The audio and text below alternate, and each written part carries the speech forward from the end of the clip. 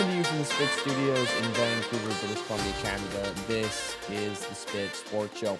I know I just posted my instant reaction and raw emotions video, and go watch that if you haven't already. It's literally 30 minutes probably after the game ended. I just hit record and didn't have any notes in front of me and basically just said how I felt after Jack Hughes's goal went in overtime.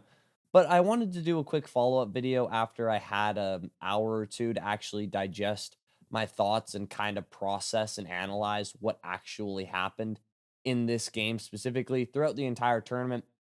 And more importantly, how I see the future of international hockey playing out. Because if this tournament didn't get you excited for the World Cup of Hockey in 2028, which is very steadfast a rumor at this point, and 2030 Olympics after that, I know that's a long way away, and these Olympics literally just ended.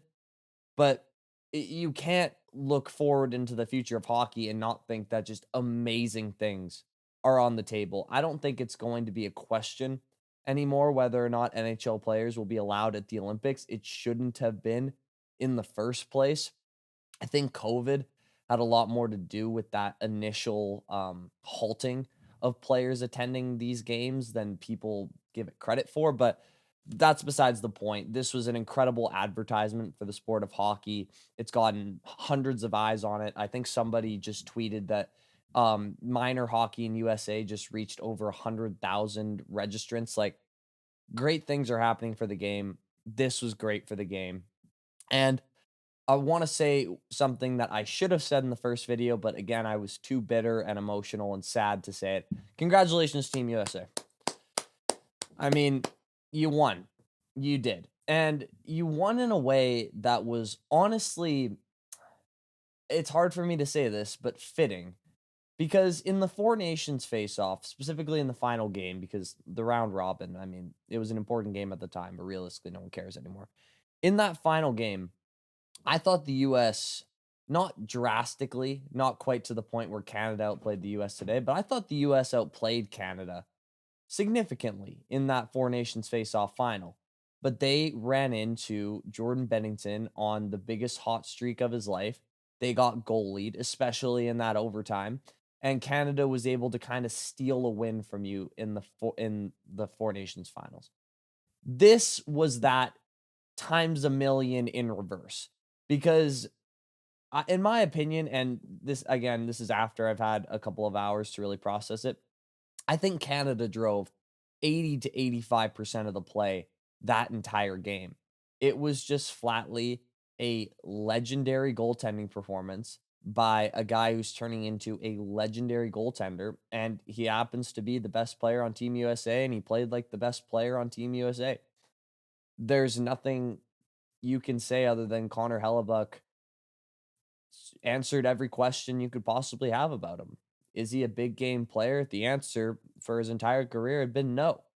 But you can't get much bigger than one game takes all USA versus Canada gold medal game, and you stand on your head like that. That save on Taves in front of the net might be. I talked about this in the video, but one of the best I've ever seen.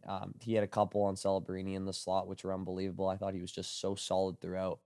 Guy was just an absolute brick wall, and Canada just couldn't smash through that brick wall.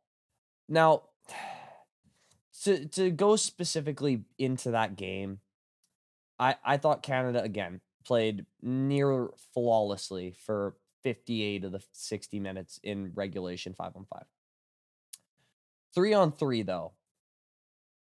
Listen, I totally understand, and I've seen John Cooper's speech before the Four Nations face-off tournament where he says, you know, someone shoot the puck and put it in the net and go be a Canadian hero, and who's going to be the one with the puck and blah, blah, blah. That does not mean, even if you're Connor McDavid, that you should be attempting to go 1-on-3 on maybe the best defense core ever assembled to try to play hero. And listen, McDavid was an alien this entire tournament. He was unbelievable. I have really no critiques for him from game one on. But in that 3-on-3, twice, he came up the middle and tried to go 1-on-3 like me in a juvenile house game, and it just didn't work out. And when you're on the ice with Nathan McKinnon and Cale Makar and you have possession twice, 3 times, you have to create a better shot opportunity than just getting swarmed in front of, again, just the hottest goalie we've seen in years. It's one of the best goaltending performances I've ever seen in my life. Canada ended the game how they would want to end the game, with their 3 best players on the ice together. And one of them tried to play hero. The other one made just it's a play he's probably made 100 times, but he made a bad pinch. And then the third guy, McKinnon, he, in my opinion, should have just stepped up and pinched when the puck came loose originally, but he kind of played it 50-50. He just kind of put a stick in there and tried to guard the middle, and it wasn't good enough. And the puck came across to Hughes, and the rest is history. Also, Makar is a bit of a weak back check, but I understand that he probably thought the same thing I did, that McKinnon was going to step up on the pinch and they were going to go pretty much 2-on-0 the other way. So the US won. Did they deserve to? I mean, in terms of who controlled the play, who pushed them, probably not. But did Canada deserve to win that Four Nations final? Probably not. And that's something that I want to harp on briefly. This Olympic gold medal for USA does not make that Four Nations face-off win for Canada meaningless. I understand that the Olympics are a million times more coveted. There is infinitely more history and prominence and just aura that comes with winning an Olympic gold medal versus winning a tournament that they literally came up with a couple of months before they started playing it. It had no history. Totally get that. But people have so quickly forgotten the political atmosphere that the world was in when Canada won that Four Nations face-off. That was the beginning of Trump's tariffs on Canada. And before that, Canada, again, I'm not political by any means, so I'm giving a very general view of this. Forgive me, but it's just what I have. Canada and the US had been the best of friends in terms of trade partnership, and this new president comes in, basically does a complete 180 on that, and now the two countries are in not war by any means, but in conflict. And that game was a microcosm of what was happening at that time. And Canada was able to pull through and win and beat their big brother politically in, again, a very tense political situation. That situation is wound down. Now, it's obviously still there. God, please don't take my words as, Canada and the US's relationship is what it was, because it's not.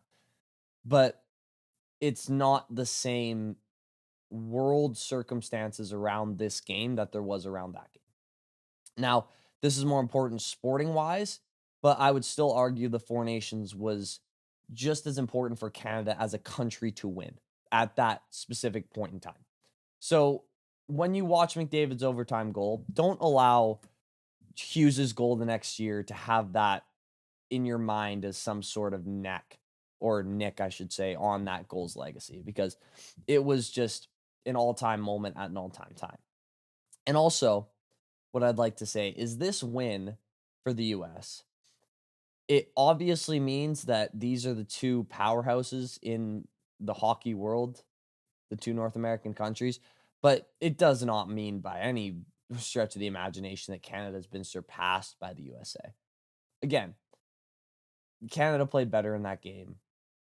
Canada's top 6 for 2030 is going to be something along the lines of Celebrini, Bedard, McKenna, McKinnon, and McDavid. Like, good luck with that. Makar's not going anywhere. Harley's only getting better. Like, the future of Canadian hockey is bright. You need to get a goalie, but I hate to keep beating on this dead horse. I think Logan Thompson's that guy. They just haven't given him the opportunity. But anyways, I'm not going to get into that. What Canada needs to do for these next Olympics is, there were a couple of issues that they had throughout the entire tournament. First of all, their D were not mobile enough, especially when Morrissey went out, but even before that.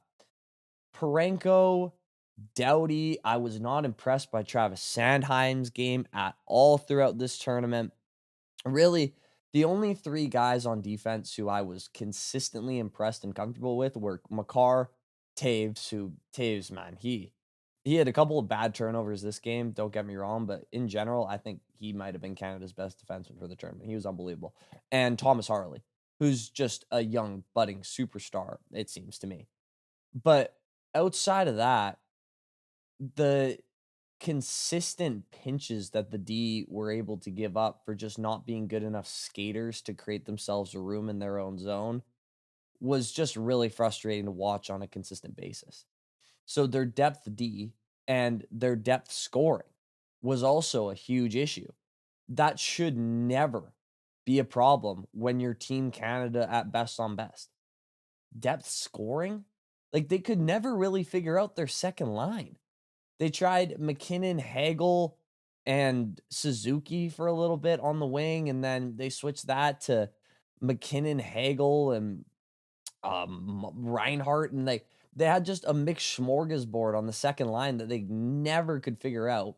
They had 3 different third lines. A couple of them worked, a couple of them didn't, and it just wasn't enough. And I think what this teaches you is you can never use youth as an excuse again to not bring a young, top-notch goal scorer into the tournament. Connor Bedard, he should have been on the team. Canada struggled with scoring goals. A lot of their opportunities, in fact, most of their opportunities, especially in the medal rounds, came from shots from the point and traffic in front of the net. There's nothing wrong with that, but you could just use a cheap shot off the rush every now and then to buy you a quick one. And goodness gracious, Connor Bedard can do that. And you look at how good Celebrini was this entire tournament, Olympic All-Star, by the way, at 19. Holy freaking goodness. You can't tell me that Bedard wouldn't have been able to be like 80% of that. He's not as good as Celebrini, but he's right there. They could never really figure out any of that stuff. And yeah, it sucks right now. It really does. But it's not the end of the world. Canada hockey is in a great spot. Congratulations to the US. That's really all I got. Thank you all so much for watching as always. Again, I'd love to know your thoughts in the comments about how the game went down, how you see the future of best on best hockey competition going. I'm small enough as to where I can read all comments. Love doing so, so drop something down there. Please leave a like on the video if you enjoyed what you heard. Please subscribe if you really enjoyed it. The Spit Sports Show just hit over 420 subscribers. And as always, I'll see you all in the next one. Peace out. Love you guys.